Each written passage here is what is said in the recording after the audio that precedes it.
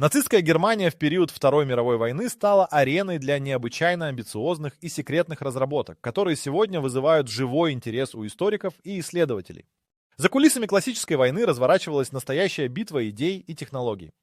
В этом контексте нацисты создали не только оружие, но и целые системы, которые могли изменить ход войны. Одной из самых известных разработок стал реактивный истребитель Messerschmitt Me-262. Этот самолет, впервые поднявшийся в небо в 1942 году, стал первым в мире серийным реактивным истребителем. С его помощью нацистская Германия могла бы значительно изменить баланс сил в воздухе. Но, несмотря на его превосходные технические характеристики, Ме-262 поступил в эксплуатацию слишком поздно, что не позволило ему оказать значительное влияние на исход войны. Но это не единственная разработка, которая привлекала внимание.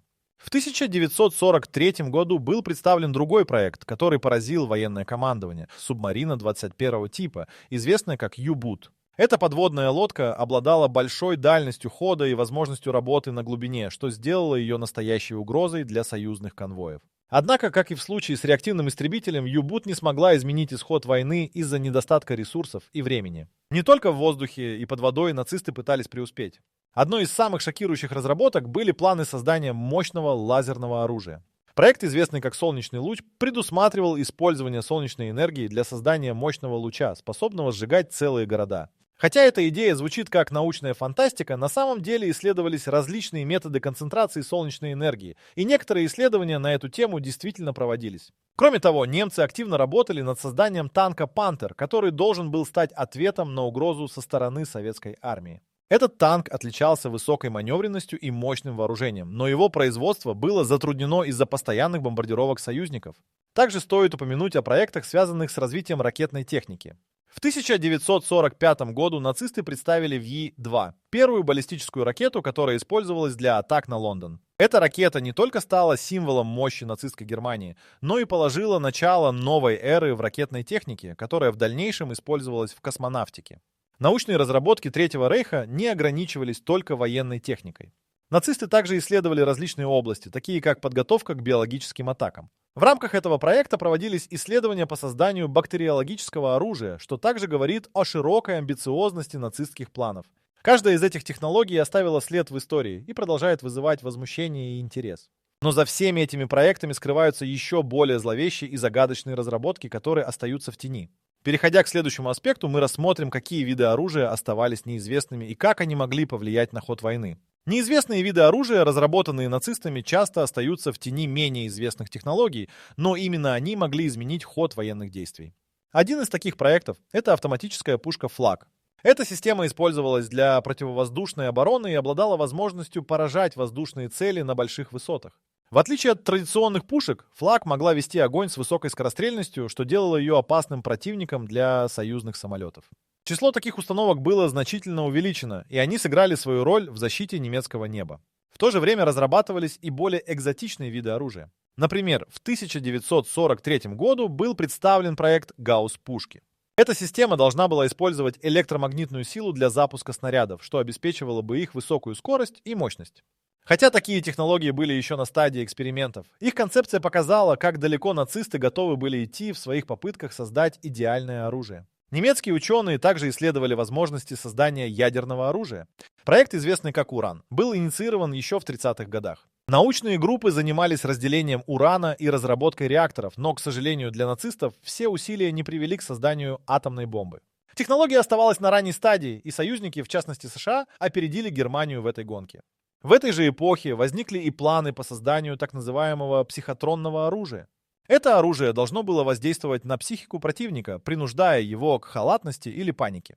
Хотя детали этого проекта остаются недостаточно исследованными, сама идея говорит о том, насколько далеко нацисты были готовы зайти в своих поисках новых способов ведения войны. Важным аспектом нацистских разработок было создание боевых роботов. Проект «Германская машина» предусматривал создание автоматизированных боевых единиц, которые могли бы заменить людей на поле боя. Эти машины должны были быть оснащены различными видами оружия и позволять избежать потерь среди личного состава. Хотя на этапе реализации эти идеи столкнулись с технологическими проблемами, сами амбиции показывают, насколько серьезно нацисты относились к развитию военной техники. Кроме того, нацисты экспериментировали с различными химическими веществами для создания новых видов химического оружия. Одним из таких проектов была работа над газами, способными вызывать массовые поражения. Эти исследования велись с особой осторожностью, и многие из них попали под запрет после Первой мировой войны. Тем не менее, нацисты продолжали разрабатывать новые формулы и методы, что также не добавляло им популярности на международной арене.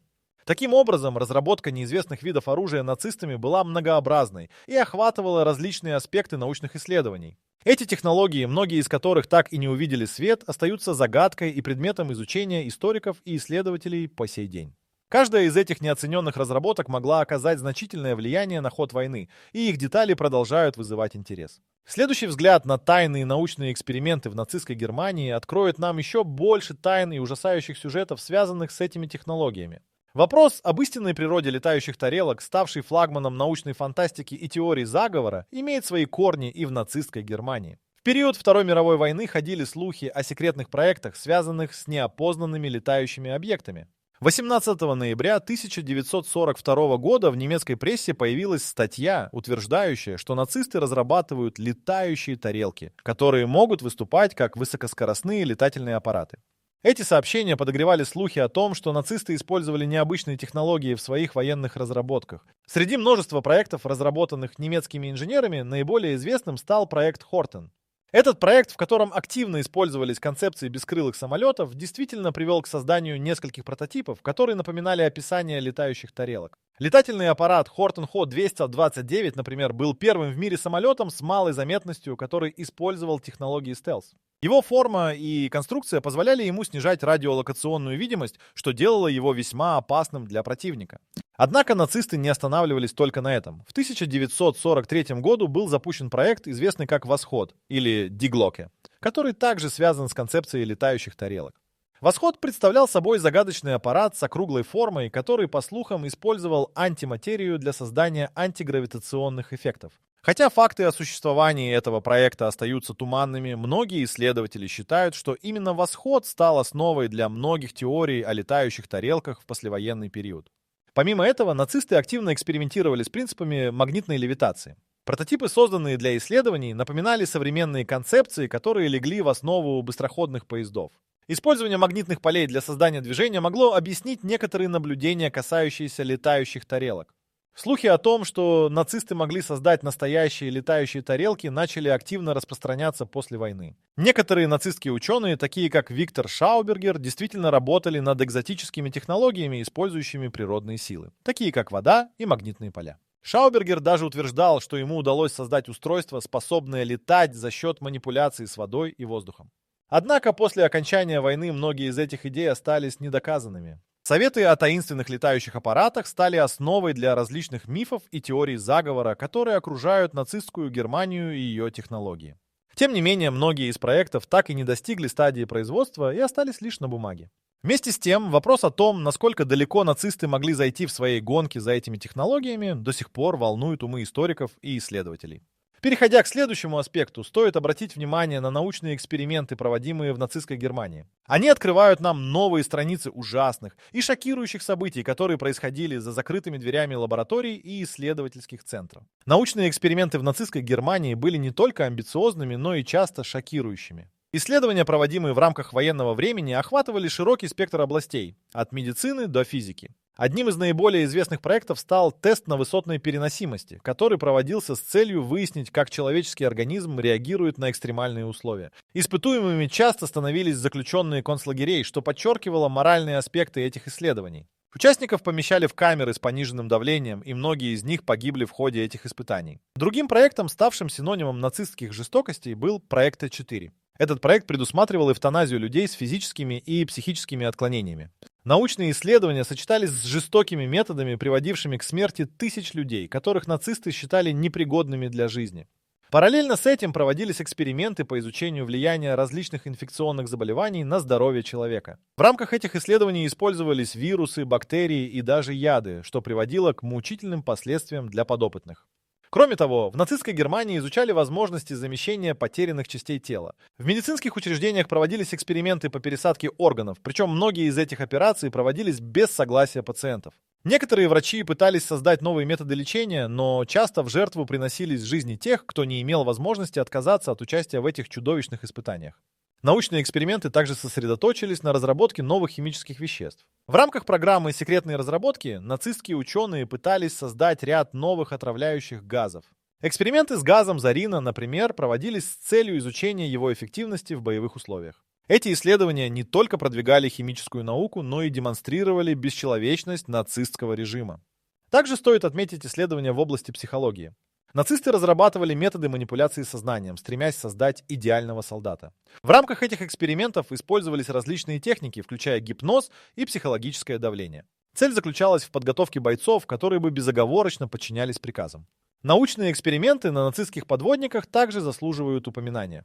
Их подвергали воздействию различных условий, чтобы выяснить пределы человеческой выносливости. Эти исследования вели к разработке новых методов подготовки, но сопровождаясь невыносимыми страданиями.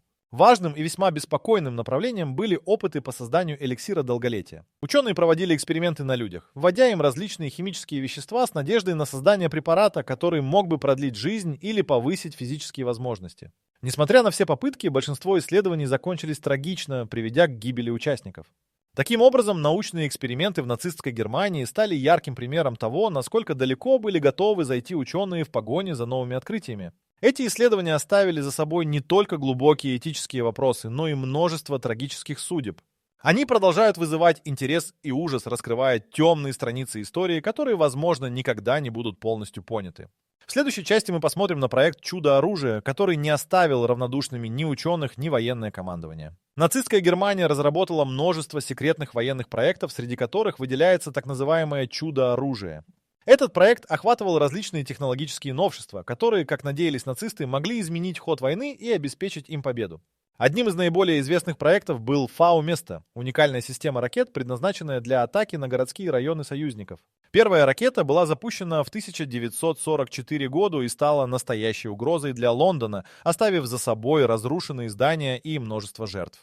Другой проект, который также был частью чудо-оружия, это В-3, суперпушка, разработанная для стрельбы на дальней дистанции. Эта установка, известная как мегапушка, была создана с целью поражения союзных позиций на большом расстоянии. Она могла стрелять снарядами на расстояние до 100 миль, что делало ее крайне опасной для союзных сил. Однако проект столкнулся с серьезными техническими трудностями и никогда не был полностью реализован. Не менее интересным было создание германской машины, которая предусматривала использование автоматизированных боевых единиц. Этот проект был направлен на снижение числа потерь среди солдат и использование роботов для боя. Хотя на этапе разработки возникли серьезные проблемы, сама идея о создании боевых машин свидетельствует о высоком уровне амбиций нацистского режима. Также стоит упомянуть о проекте Die Glocke, который был связан с разработкой устройства, обладающего таинственными свойствами.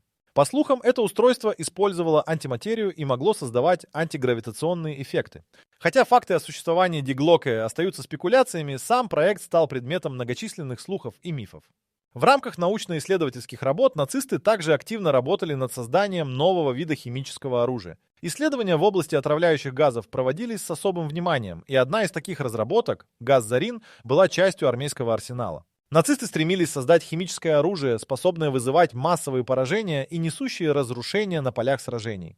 Помимо этого, нацисты также пытались разработать биологическое оружие, используя различные патогены и вирусы. Эти исследования были направлены на создание эффективного оружия, способного уничтожать военные силы противника. В середине 40-х годов проект по созданию бактериологического оружия стал одним из приоритетных направлений в научной программе нацистов. Неизвестные аспекты чудо-оружия также включали в себя проекты, связанные с усовершенствованием существующих образцов. Известно, что нацисты разрабатывали усовершенствованные версии танков и самолетов, которые были призваны улучшить боевые характеристики и повысить шансы на победу. Танки «Пантер» и «Тайгер», например, стали символами нацистской военной мощи, однако их производство столкнулось с серьезными проблемами из-за недостатка ресурсов и постоянных атак союзников. Таким образом, проект «Чудо-оружие» объединял в себе амбициозные разработки, нацеленные на изменение хода войны. Несмотря на многие неудачи, которые преследовали нацистские исследования, они оставили след в истории и внесли вклад в развитие различных технологий. Вопрос о том, насколько далеко нацисты могли зайти в своих амбициях, остается открытым и приводит к новым исследованиям и дискуссиям. Эта страница истории раскрывает нам не только технические разработки, но и темные стороны войны, которые продолжают волновать умы исследователей.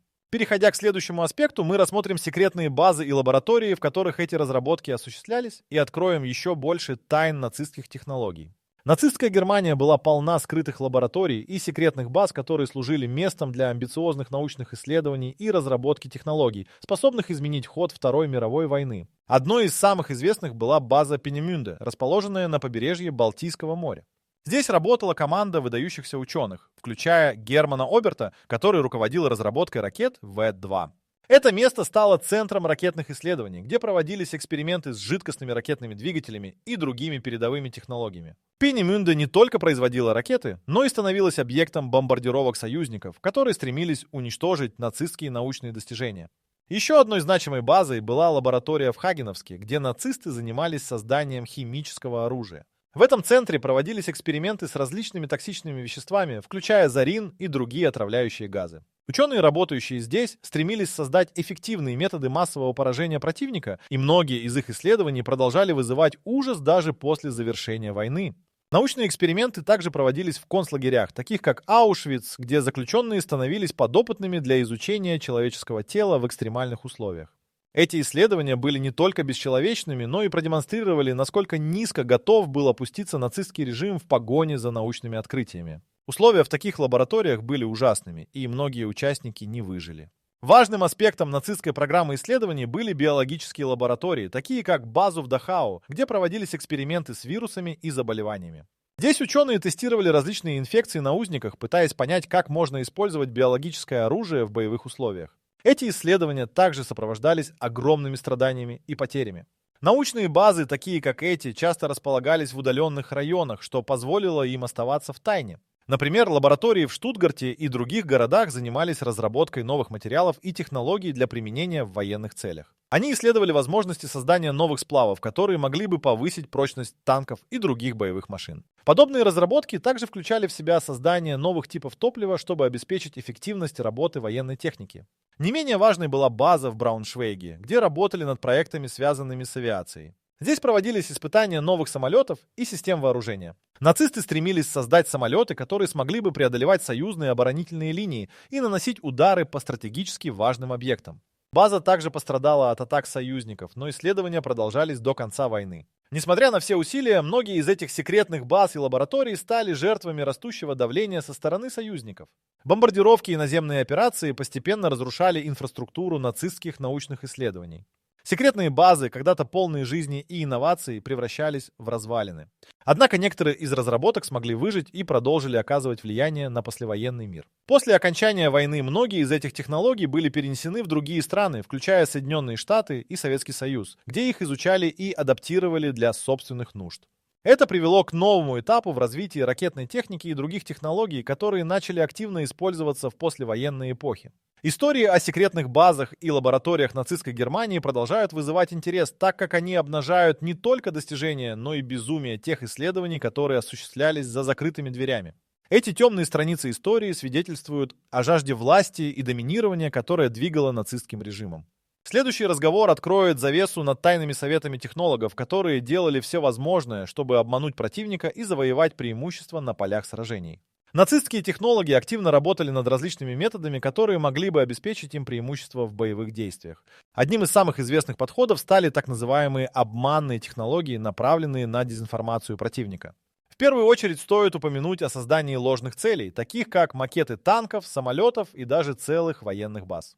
Эти макеты были тщательно разработаны для того, чтобы вводить в заблуждение союзные разведывательные службы, убеждая их в наличии значительных сил на определенных участках фронта. В 1942 году нацисты начали использовать тактику с блуждающими огнями.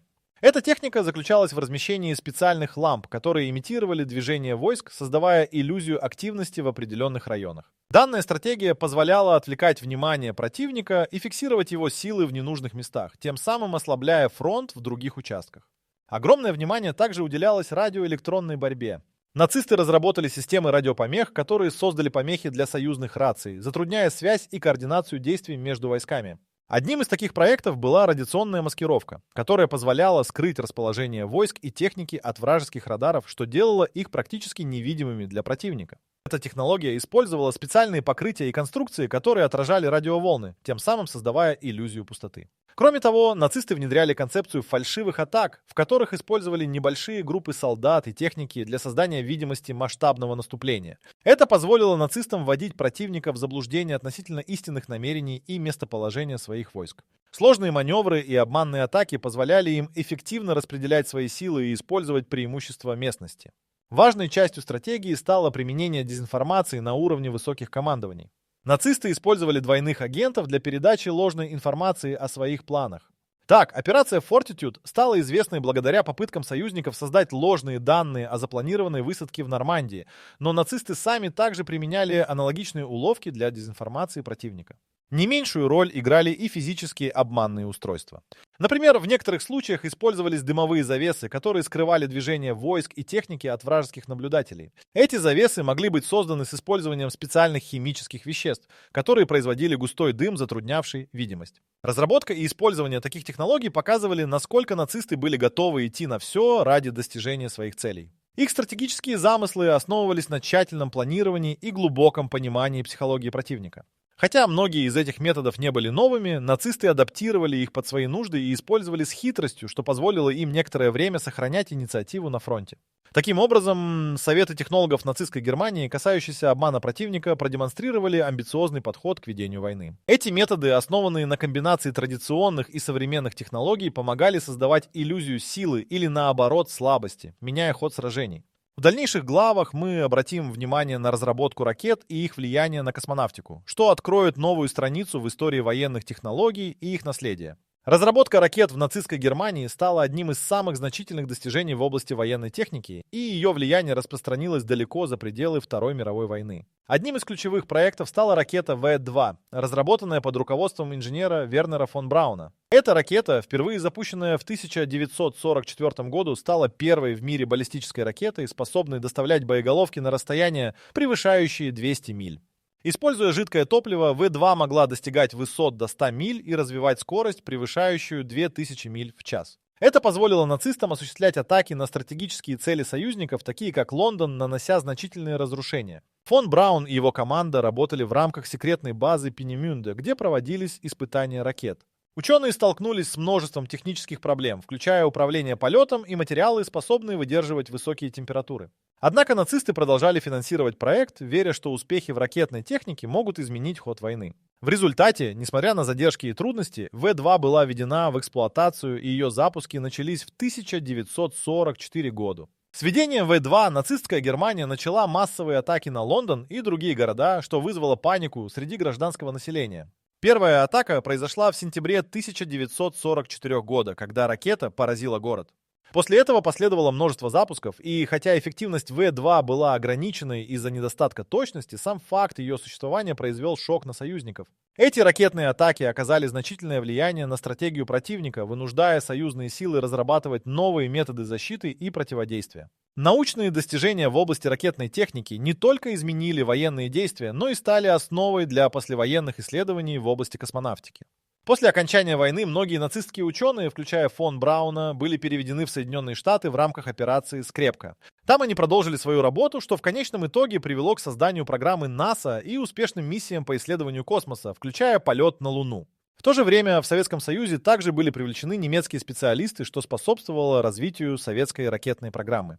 Работы над В-2 стали основой для разработки советских баллистических ракет и космических аппаратов.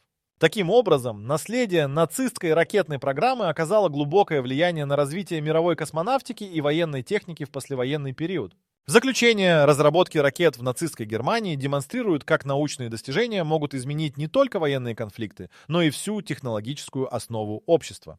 Эти идеи и технологии, вышедшие за пределы военной сферы, стали катализатором для космических исследований и открыли новые горизонты в науке и технике. Следующий аспект истории Третьего Рейха откроет нам мрачные страницы генетических экспериментов и их последствия, познакомив с теми ужасами, с которыми столкнулись люди в результате этих исследований. Генетические эксперименты, проводимые в нацистской Германии, стали одним из самых зловещих аспектов научных исследований того времени. Научные амбиции нацистов часто пересекались с бесчеловечностью, и это проявлялось в жестоких экспериментах, которые были направлены на изучение человеческой генетики и потенциальных способов манипуляции ею. Эти исследования велись в условиях абсолютной тайны и являлись частью более широкого плана достижения расы Господ. Одним из самых известных проектов стал проект Lebensborn, который преследовал цель создания арийского суперчеловека. В рамках этого проекта нацисты пытались увеличить численность арийцев через селекцию и скрещивание. Женщины, считающиеся рационально чистыми, подвергались принудительному размножению с арийскими мужчинами. Это приводило к рождению детей, которые затем воспитывались в соответствии с нацистскими идеями. Нацисты использовали методы разного рода, включая искусственное оплодотворение, чтобы достичь своих целей. Хотя проект был частично успешен, он также столкнулся с критикой и противодействием, поскольку многие женщины подвергались насилию и эксплуатации в этом процессе. В это же время проводились эксперименты по изучению наследственных заболеваний.